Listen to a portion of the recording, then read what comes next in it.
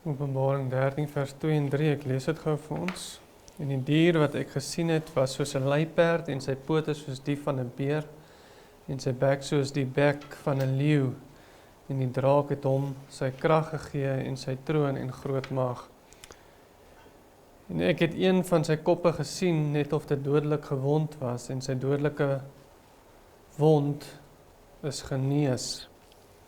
En die hele wêreld het verwonderd agter die dier aangegaan. Net so ver. Ons kyk eers na vers 2. En ons sien daar word gepraat van 'n luiperd, 'n beer en 'n leeu.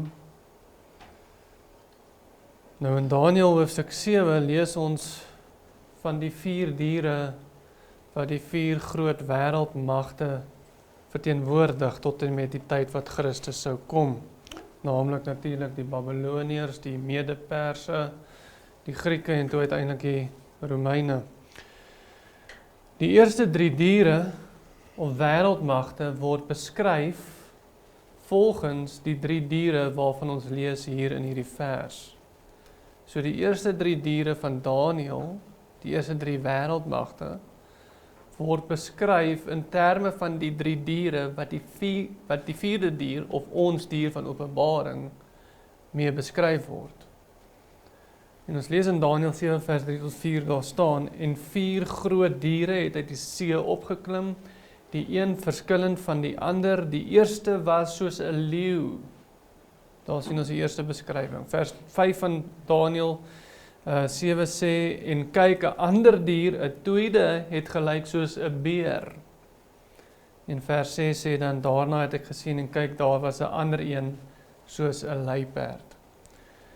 Die 4de dier van Daniël, wat ook die dier is waarvan ons hier lees in Openbaring, word in ons teks beskryf in terme van die voorkoms van die eerste 3 diere. So die 4de dier, wat ook die dier is van Openbaring waarvan ons nou lees, neem die voorkoms aan van die eerste 3 diere van Openbaring. Al 3 diere dan nou al te saam. Die 4 of die 3 wêreldmagte.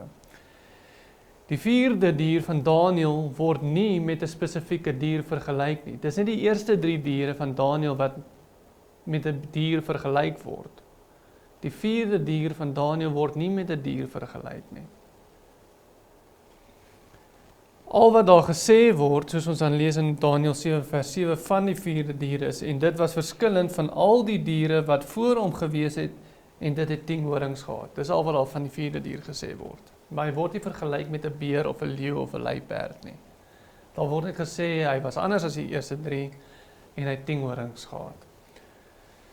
So daar word dus wel die stelling gemaak, dat die 4de dier tog 'n dier is, dit weet ons, en dat hy 10 horings het, net soos die dier in ons gedeelte, of in ons teks ook 10 horings het. Maar geen verwysing word na 'n spesifieke dier toegemaak, soos met die eerste 3 van Daniël nie. En die implikasie is dus, dat die 4de dier die kulminasie is, of die hele opbou is, tot en met die 4de dier. Hy is sterker as die eerste 3 diere, en word so ook verteenwoordig deur die voorkoms van al 3 eerste 3 diere. Want hy is sterker as hulle almal, intendo hy het waarskynlik die beste eienskappe van elkeen. Aangesien die 4de dier ook nie eers vergelyk word met 'n dier nie. Die 4de dier is dan die som totaal van al 3, of die kulminasie, of die klimaks dan nou as jy wil, van die eerste 3. En so word ook 3 dinge deur die draak aan hom toegedien, naamlik, en soos vers 2 van ons teks dan sê, en die draak het hom sy krag gegee, sy troon, tweedens, en derdens sy mag. Waarskynlik ooreenkomstig met die 3 eienskappe van die eerste 3 koninkryke, of dan nou maar net daai simboliese taal wat dan deel vorm van die klimaks van die 4de dier, wat dan nou al die beste eienskappe van al 3 die eerste diere dan nou het.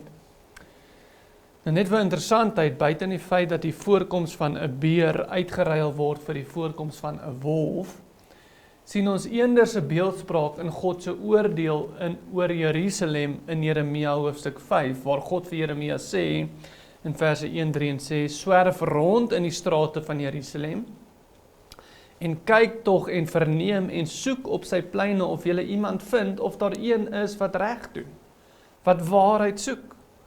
Dan sal ek daaraan vergifnis skenk. Maar hulle het geweier om tugtiging aan te neem, hulle het hul aangesig harder gemaak as 'n rots, geweier om hulle te bekeer, daarom maak 'n leeu uit die bos hulle dood, 'n wolf van die wildernisse verniel hulle, en daar word wolf dan met 'n beer uitgeruil. 'n luiperd loer by hulle stede, almal wat daaruit gaan word verskeer, want hulle oortredinge is baie, hulle afkeerighede geweldig. So ons sien byna dieselfde tipe beeldspraak in terme van God se oordeel oor Jerusalem, omdat hulle nie wil bekeer nie, as wat ons sien met die beeldspraak in Openbaring, sowel as die beeldspraak van Daniël 7. Die vierde ryk is nie net die kulminasie van die eerste 3 koninkryke en vervolg die heidense geloofsgemeenskap nie, soos ons gesien het die tema is van hierdie afdeling nie. Dit is die Romeinse ryk wat die heidense geloofsgemeenskap vervolg nie.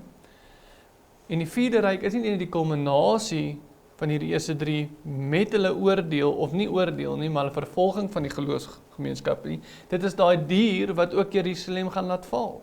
Dis die Romeinse ryk wat Jerusalem gaan beleer en Jerusalem gaan verwoes. En soos ons ook sien in hoofstuk 17 die geval gaan wees. So hierso in hoofstuk 13, ja, die dier val die heidense gelowiges aan, dis die algemene tema van hierdie afdeling. Maar in hoofstuk 17 lees ons van dieselfde dier en daarso val hy dan wel Jerusalem aan. Dit is dieselfde dier wat in dieselfde manier beskryf word as wat ons in Jeremia dan ook sien. Maar die algemene idee wat mense dan kry is, dit is die kulminasie, dit is die opbou, dit is die klimaks. Van daar was die eerste 3 diere, die eerste 3 groot wêreldmagte was daar, hier is die vierde een. Hy kry nie die voorkoms van 'n dier in Daniël nie, maar hy kry nou 'n voorkoms van 'n dier hier so in Openbaring, en dit is die voorkoms van al 3 die eerste 3 saam. Dit is die klimaks van waantoe, as jy wil, dit so wil sê, waantoe profesie opbou.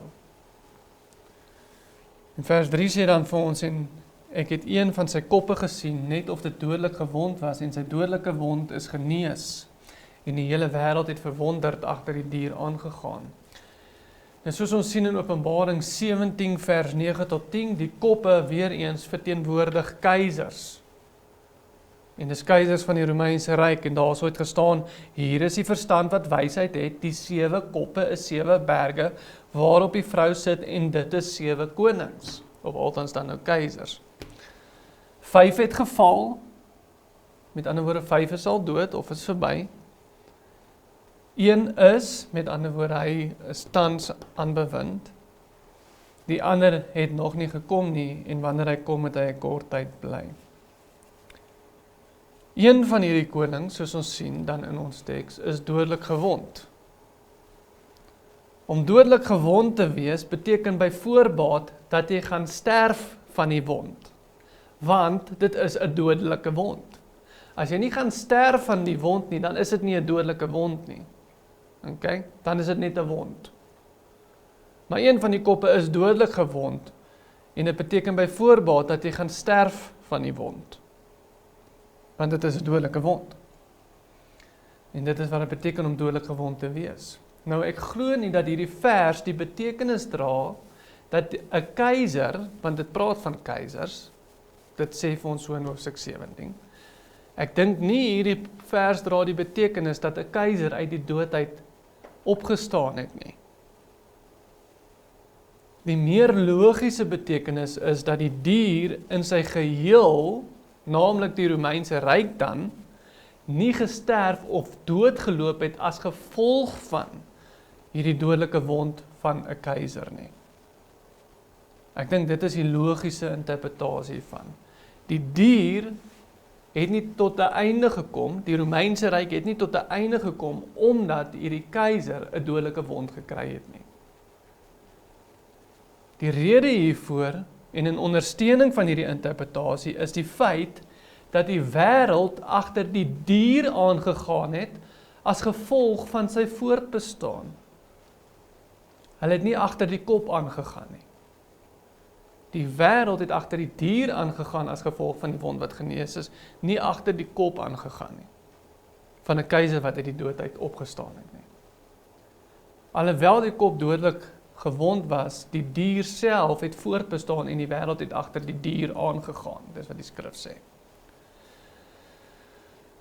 Indien die primêre onderwerp van genesing die kop was, indien die genesing primêr van toepassing op die kop was, sou die wêreld agter die kop aangeloop het. Maar dit is nie die geval in die teks nie. Die wêreld het wel agter die dier aangegaan, omdat die dodelike wond van die kop nie die einde van die dier beteken het nie. Naamlik die Romeinse ryk sy einde beteken het nie.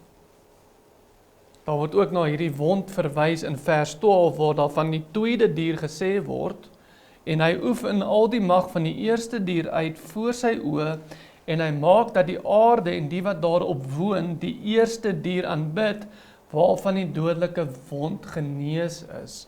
So die dier is genees van die wond, die dier het voortbestaan.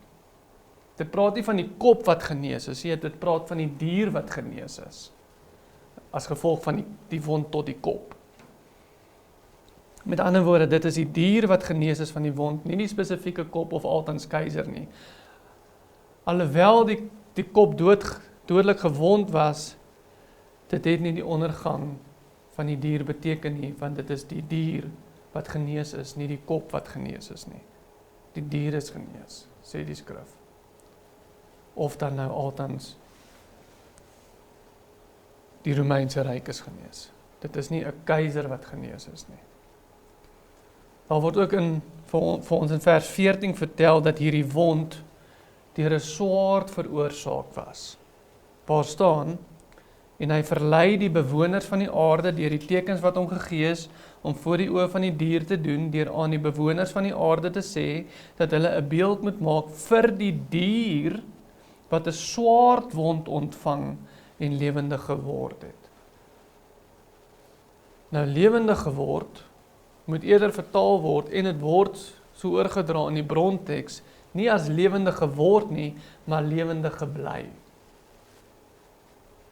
Dit is hoe baie vertalings dit dan ook vertaal. Hy het nie lewendig geword nie, hy het lewendig gebly. So hy het nooit dood gegaan en uit die dood uit opgestaan nie. Die kop is dalk dood, want ons weet dit praat van 'n keiser, maar die dier het lewendig gebly, nie lewendig geword nie. So hierdie teksgedeelte kan dus vertaal word en geïnterpreteer word om te sê dat alhoewel 'n kop, met ander woorde 'n keiser, alhoewel 'n kop of 'n keiser 'n dodelike wond ontvang het, want 'n dodelike wond maak dood, deur middel van 'n swaard waarskynlik, het die dier, met ander woorde die Romeinse ryk, lewend gebly. Die Romeinse ryk het nie tot 'n einde gekom as gevolg van die feit dat 'n keiser doodgemaak is nie. Hy het lewend gebly, of altans voortbestaan. En omdat dit voortbestaan het, het die bewoners van die aarde die dier gevolg. En vir die dier 'n beeld gemaak. Nie die spesifieke kop of keiser nie.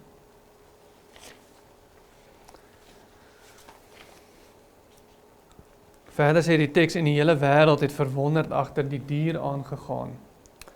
Nou, alhoewel hierdie afdeling hoofsaaklik te doen het met die vervolging van heidense gelowiges, soos ons laasweek gesien het, gedurende die laaste paar jare, net voor die val van Jerusalem, dien hierdie eerste 4 verse bloot die doel om die dier te identifiseer en om vir ons 'n konteks te skep. Dis wat hierdie eerste 4 verse doen.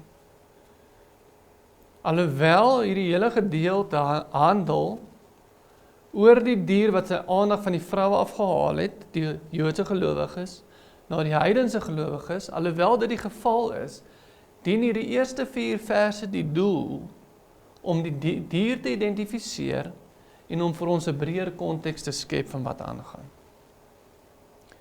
Eers nadat die konteks geskep en die dier self geïdentifiseer word in ons verse, word die vervolging van gelowiges gehanteer. En dit sal ons sien vanaf vers 5 dan eers, wat sê, en aan hom is 'n mond gegee, dis nou hom nadat die dier nou geïdentifiseer is, en aan hom is 'n mond gegee wat groot dinge en lastering spreek, en aan hom is gesag gegee om 42 maande lank te werk, en hy het sy mond oopgemaak tot lastering teen God, om sy naam en sy tabernakel en die wat in die hemel woon te laster, en aan hom is gegee om oorlog te voer teen die heiliges, en om hulle te oorwin, en aan hom is gesag gegee oor elke stam en volk en taal en nasie. So daai is die primêre gebeurtenis in ons afdeling. Maar die eerste 4 verse sê niks daarvan nie. Die eerste 4 verse identifiseer net eers vir ons die dier. Dis alwaar dit gaan. Dit skep vir ons 'n konteks. 'n groter konteks word dus eers geskep met betrekking tot die hele ontstaan van die Romeinse ryk. Juis sodat die dier as die Romeinse ryk geïdentifiseer kan word. En daarom lees ons van al 7 koppe en 10 horings, selfs al het 5 van hierdie koppe al geval. Soos hoofstuk 17 vir ons sê die geval is. Hoekom lees ons van al 7 koppe, al 10 horings, as dit net van 'n spesifieke tyd praat? Nee, dit skep vir ons 'n konteks. Ons kan lees van al 7 koppe, waarvan 5 al geval het, want ons wil weet van wie ons praat hierso. En dis hoekom dit in soveel besonderhede ingaan. Sodat ons weet van wie ons praat, sodat die dier geïdentifiseer kan word. Want wat se relevantie het 5 keisers wat al geval het? Behalwe dat dit vir ons sê wie die dier is.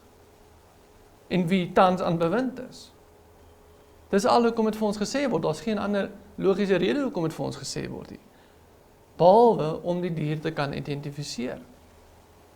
Dis hoekom maar hierso al vir ons gesê word hoeveel horings hy het, sodat ons kan kyk na waarna verwys hierdie horings, wie is hierdie dier? Die horing sê vir ons wie die dier is. Want ons gaan net na hoofstuk 17 om dit te sien. So 'n breër konteks word vir ons geskep sodat ons die dier kan identifiseer. En daarom word hy ook beskryf in terme van Daniël se visioen, juist sodat ons die dier kan identifiseer as die 4de wêreldmag. Die verdere konteks wat daar ook vir ons geskep word, is dat die hele wêreld dan verwonderd agter die dier aangegaan het. Hierdie kan natuurlik vertaal word as die feit dat die hele land verwonderd geraak het en agter die dier aangegaan het. Ek praat van die land, nie die wêreld nie. Dis die woord gei in Grieks, soos ons al gesien het. En die land, soos ons gewoonlik al gesien het, is 'n verwysing na die Jode. Dis die Jode wat die Romeinse ryk gevolg het. Van die tyd dat die kop al 'n dodelike wond gekry het. Het die Jode, die land, die dier gevolg. Dis die konteks wat daar vir ons geskep word. Nou, die Jode het natuurlik nie die Romeinse ryk gevolg toe hulle gekom het om Jerusalem te beleer nie. Dit maak nie sin nie. Hulle het nie, hier kom die Romeinse ryk om hulle aan te volg, okay, kom ons volg hulle nie.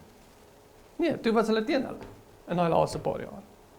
Maar die breër konteks, die groter konteks, die dekades wat dit vooraf gegaan het, insluitend die 5 koppe wat al geval het, toe het hulle gevolg. Die breër konteks is die Romeinse ryk en die land, die Jode, wat in hierdie breër konteks nog altyd die Romeine gevolg het. Vir dekades al, wat die verwoesting vooraf gegaan het. So die land, soos ons gewoonlik sien, dien as 'n verwysing na die Jode. En die Jode het natuurlik nie die Romeine gevolg toe hulle Jerusalem kom verwoes het nie, maar die groter konteks van die dekades van verwoesting wat het vooraf gegaan het, daar het hulle gevolg, voor die verwoesting het hulle gevolg. En die Jode was hulle onderdane gewees. En die Romeinse ryk was ook deur die Jode geondersteun gewees. Hulle het hulle gevolg, hulle was geondersteun deur die Jode gewees.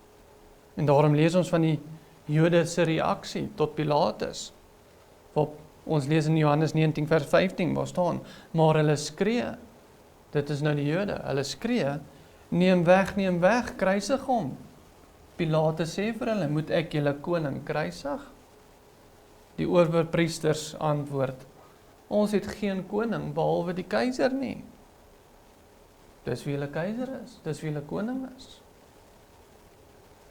Die Jode het dus 'n Romeinse keiser hoër as God geag.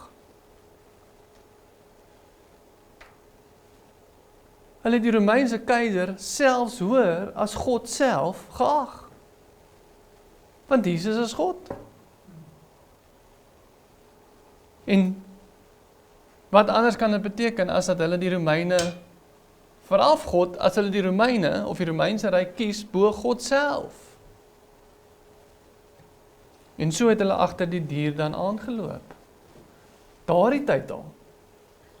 Met Jesus se kruisiging se tyd al. Het hulle agter die dier aangeloop. Inteendeel, hulle het daardie dier verkies bo God self. En gesê, weg met hom, ons is geen koning nie. Behalwe die keiser, hy is ons koning. Nou ons vers skets vir ons 'n groter konteks. Die dier is die Romeinse ryk. Daar is 7 koppe, of althans keisers, waarvan 5 al oorlede is, soos ons lees in hoofstuk 17. Teen die tyd wat Johannes Openbaring geskryf het, 5 van hulle is al dood. Dis die konteks. Een van daardie 5 wat dan al dood is, of verby is, of wat nou nie meer keiser is nie, of hulle nou dood is en of hulle nog lewe. Een van daardie 5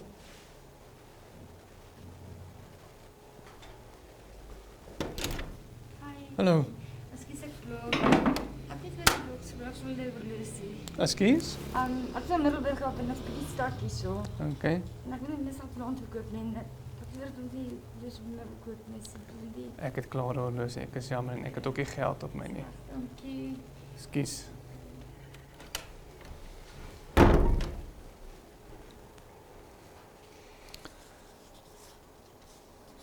Random. Gewoonlik maar hierdie tyd van die aand dat mense jou dwelms begin soek.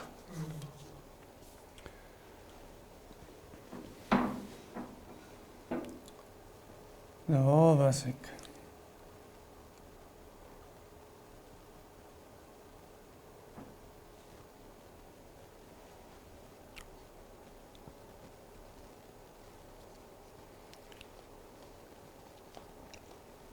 Okay, so kom ons recap net ons vers skets vir ons dan 'n groter konteks.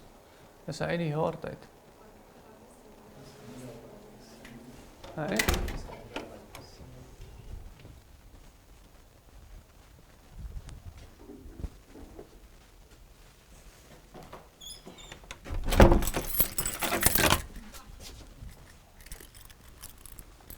Ek sluit my net daarso.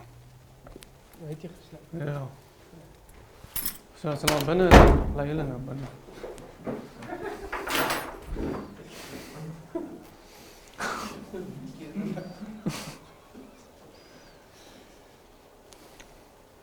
Ek so ons vers skets vir ons 'n groter konteks. Die dier is die Romeinse ryk, daar is 7 koppe keisers waarvan 5 al oorlede is, of 5 al vir ten minste nie meer keiser is nie. Teen die tyd wat Johannes Openbaring skryf.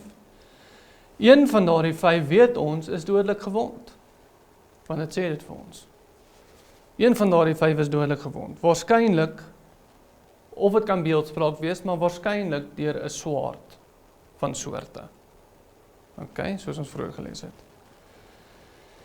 Maar dit het nie beteken dat die Romeinse ryk of die dier tot 'n val kom nie, maar dat die Romeinse ryk wel voortbestaan. Meer as dit, die land, of althans dan nou die Jode, volg en ondersteun hierdie ryk. Soveel so dat hulle God self sal doodmaak en sê, maar ons koning is die keiser. God is nie ons koning nie, die keiser is ons koning. Dis hoeveel hulle hierdie dier volg. En ek meen het nog nooit so kontras in die geskiedenis van die mens gesien nie. Waar jy 'n koninkryk of 'n regering kies bo God self nie. En dit letterlik in soveel woorde sê nie. En sê, maak vir God dood, die keiser is ons koning nie. Jy het nog nooit so 'n agtervolging en die verwerping van God en die aanneming van wel die dier dan nou gesien in die geskiedenis van die mens, soos die Jode met die Romeinse ryk nie. En dis die owerpriesters wat dit gesê het. Dis die leiers van die volk, die geestelike leiers van die volk. En so volg hulle die dier soveel so dat hulle God self sal doodmaak en die Romeinse keiser hulle koning sal noem. Nou, alhoewel daar baie spekulasie is en dit nie noodsaaklik is om die kop te identifiseer nie, om ons interpretasie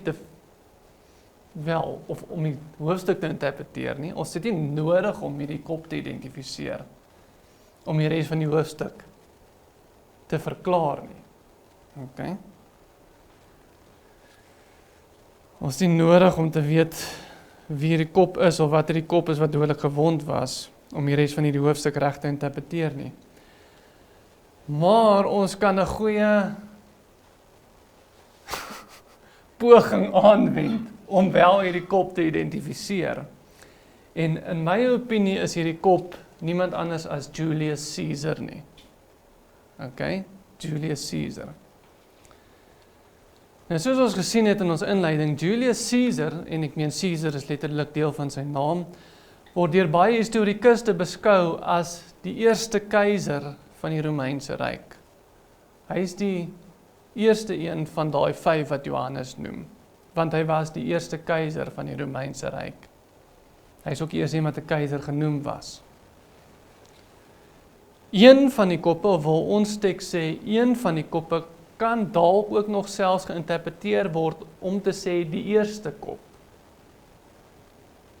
Dit sê nie noodwendig so in die bronteks nie, maar dit is nie onmoontlik dat dit verwys na die eerste kop nie. Okay? Dat die een kop miskien nog na die eerste kop toe verwys nie. Nou soos ons gesien het in ons datering vir die boek van Openbaring, die eerste 5 keisers van die Romeinse ryk was as volg. Julius Caesar was die eerste ene. Keiser Augustus was die tweede ene. Onthou in keiser Augustus se tyd moes Josef en Maria gaan, want keiser Augustus wou die hele wêreld opskryf, wou 'n sensus hou. So keiser Augustus was van 27 voor Christus tot 14 na Christus was hy toe keiser gewees. Toe was dit Tiberius was die derde een, Caligula was die vierde een. Onthou Caligula was die een wat 'n standbeeld in die tempel wou oprig in die tyd van Handelinge. Caligula was 37 na Christus tot 41 na Christus. Die 5de een was Claudius. Ek dink ons lees van hom in die Nuwe Testament. En volgens die skrywer van Openbaring is hier die eerste 5 klaar verby. Hulle is nie meer keisers nie, of hulle is klaar dood. Dit is die eerste 5. Die 6de een dan is Nero. Nero is die 6de een, die een wat is, volgens Johannes dan. En Nero was van 54 na Christus tot 68 na Christus was hy keiser gewees. So hy het die vervolging begin, nie net teen gelowiges nie, maar ook die belering of dat die Jode aangeval word, want die Joodse oorlog was toe al aan die gang gewees en hy het dit basies begin. Hy het dit miskien nie klaargemaak nie, maar hy het dit begin. So dit beteken dat Johannes waarskynlik Openbaring geskryf het binne die leeftyd van keiser Nero. Nou die punt is, Julius Caesar se dood het nie die einde van die Romeinse ryk beteken nie. Inteendeel, dit het die begin van die Romeinse ryk beteken. Dit het nie die Romeinse ryk se dood beteken nie. Inteendeel, dit het die begin daarvan bevestig en finaal gevestig. En historikuste maak selfs daardie argument deur om te sê dat sy dood het die Romeinse ryk gevestig. Dis 'n historiese opinie. Nou Rome het natuurlik nie net uit die lug uitgeval nie. Rome het nog altyd bestaan, maar op daardie tyd het hy eers 'n wêreldmag geraak, dat hy alles kon oorneem.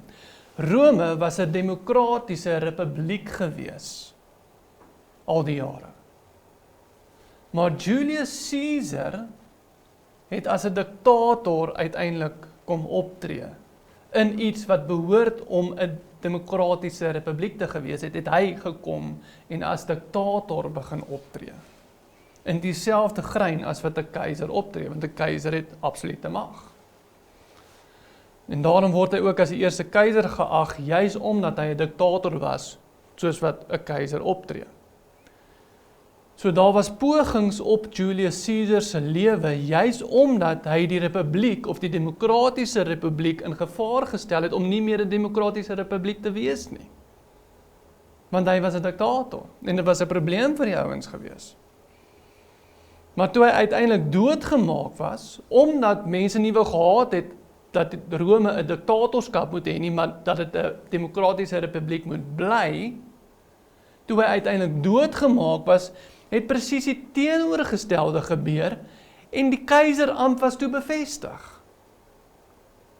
So die mense het hom probeer doodmaak en het lank pogings op sy lewe gehad, want hulle wou die demokratiese republiek hou. Maar toe met sy dood word die keiserampt juis bevestig. Die teenoorgestelde gebeur toe as wat die mense wou gehad het, die senatore wou gehad het, moes gebeur. Een historikus maak die volgende stelling en hy skryf dit in sy subopskrif van die artikel wat hy geskryf het. Hy sê, Julius Caesar se moordenaars het probeer om 'n diktator te stuit. Onbedoeld het hulle 'n keiser geskep. En die artikel gaan dan aan om te sê, waar hy skrywe, in die eerste weke van 44 voor Christus is Caesar as diktator verklaar vir so lank as wat hy lewe. Sy lewe sou egter nie veel langer duur nie. Uit vrees dat die konsentrasie van absolute mag in die hande van een man die republiek se demokratiese instellings bedreig, het dosyne senatore wat hulle self die bevryders genoem het, saamgesweer om die diktator te vermoor. So daar sien ons, hy het die demokrasie in bedwang gebring, hulle wou hom doodmaak sodat dit weer 'n demokrasie kan bly. Op 15 Maart 44 voor Christus is Caesar 23 keer deur die samesweders gesteek, wat hulle self as redders van vryheid en demokrasie beskou het. Hulle het gedink hulle bevry Rome, maar in plaas daarvan het hulle die laaste spyker in die kus van die vrye republiek geslaan. Dis wat hy sê. So waar hulle Julius Caesar wou doodmaak, sodat hy daar nie 'n diktator in Rome is nie, het presies die teenoorgestelde gebeur. En hy is doodgesteek. En so was die Romeinse ryk bevestig met keiser Augustus wat toe Julius Caesar opgevolg het. Die kop het 'n dodelike wond gekry, maar die dier het voortgeleef. Hulle wou die dier doodmaak. Hulle wou die Romeinse ryk, die diktatorskap, die keiserampt, wou hulle doodmaak. Hulle wou dat 'n demokrasie gehad het, en maar net aangegaan het soos wat hulle aangegaan het. Maar toe met die dodelike wond, toe word die Romeinse ryk juis bevestig en die keiserampt word ingebring. Die dier het voortgeleef. Inteendeel, deur sy dood was die dier bevestig, sê selfs sekulêre historikuste vir ons. 'n ander historikus genaamd Suetonius, hy was gebore in 69 na Christus, so hy was 'n historikus in die eerste eeu self. En hierdie Suetonius, wat geleef het in die eerste eeu, skryf oor die dood van Julius Caesar in sy skryfwerk.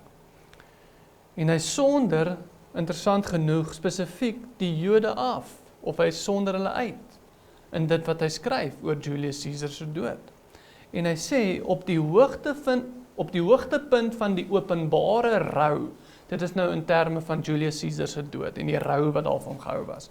Op die hoogtepunt van die openbare rou, het 'n menigte vreemdelinge rondgegaan en geklaag, elkeen volgens die gebruik van sy eie land, veral die Jode, wat selfs vir verskeie opeenvolgende nagte na die plek saamgestroom het. Dit is 'n sekulêre historikus van die eerste eeu wat dit skryf.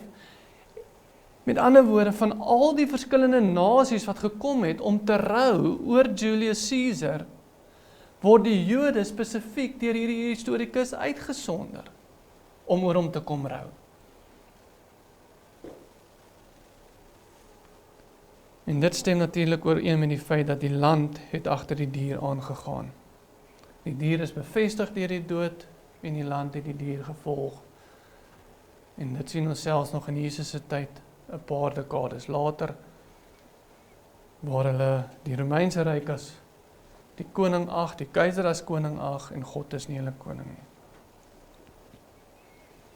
Nou dit moet ook bygesê word dat waarskynlik die bekendste moord in die geskiedenis van die mensdom, buiten dit wat ons nou in die Bybel lees, byvoorbeeld van Kain wat vir Abel vermoor het, maar buiten die Bybelse tekste, die bekendste moord in die geskiedenis van die mens, is waarskynlik die moord van Julius Caesar. Dis 'n baie bekende moord, waar hy 23 keer gesteek is. Sy moord was so bekend, dat William Shakespeare 'n toneel daaroor geskryf het. Naamlik, en die toneel se naam was Julius Caesar. En ek weet nie of julle weet nie, maar daar's 'n baie bekende segspreek wat uit daai toneelstuk ook uitkom.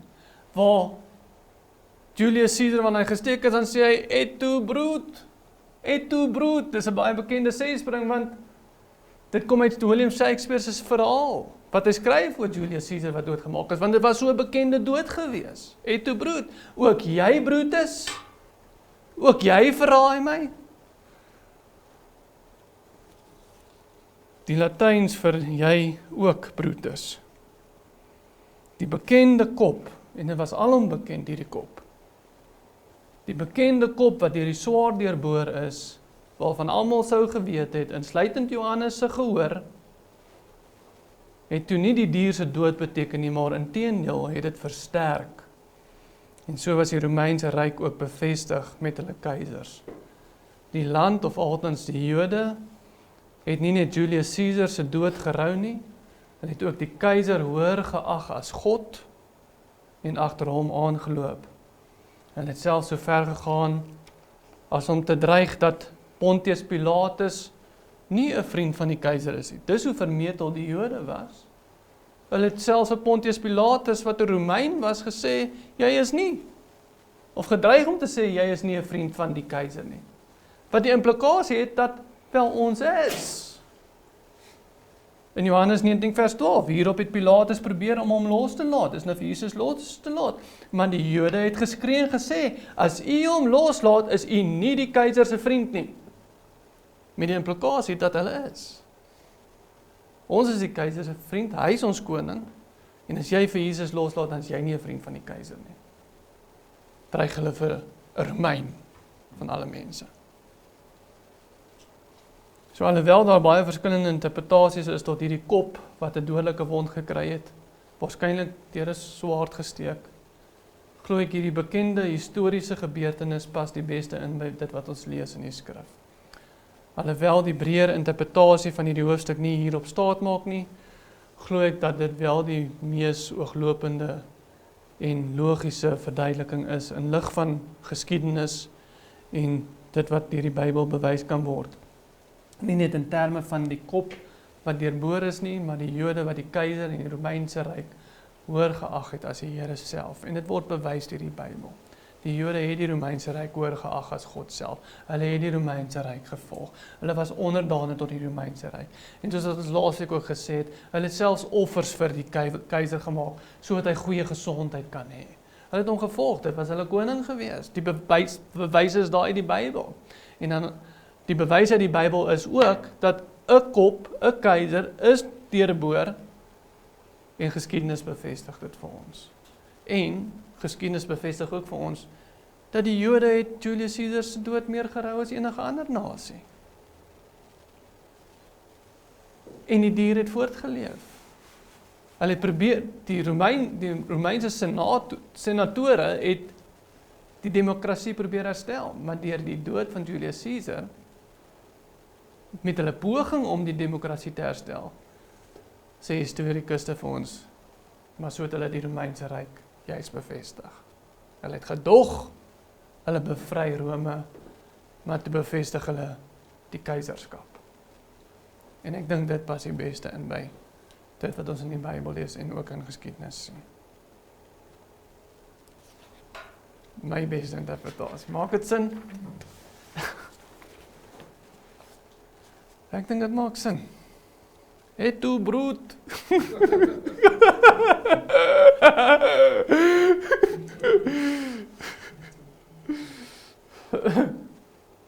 Jy ook Brutus. Enige vraag? Nou maar toe, kom ek sluit vir ons af. Here, ons dankie vir die woord en die waarheid wat daarin is. En ons dankie, Here, dat U getrou is tot die woord. En dat, Here, U is almagtig, U is soewerein, U sien hierdie dinge vooruit. U weet presies wat gaan gebeur, U bepaal dit, Here. En so, Here, kan ons ook weet dat U nie net hierdie geskiedenis bepaal soos ons dit gelees het in Openbaring nie. U bepaal ook ons eie lewens. En so, Here, mag ons hele vertroue aan U oorplaas, Here, mag ons op U vertrou, wetende dat U vir ons sorg en U kyk na U kinders en niemand kan ons uit die palm van U hand steel nie. Alle lof, alle eer, alle glorie, Here, kom U naam toe vir U almag en U goedgesindheid teenoor ons wat dit nie verdien nie. Mag U naam verheerlik word, Here, tot in alle ewigheid. Amen.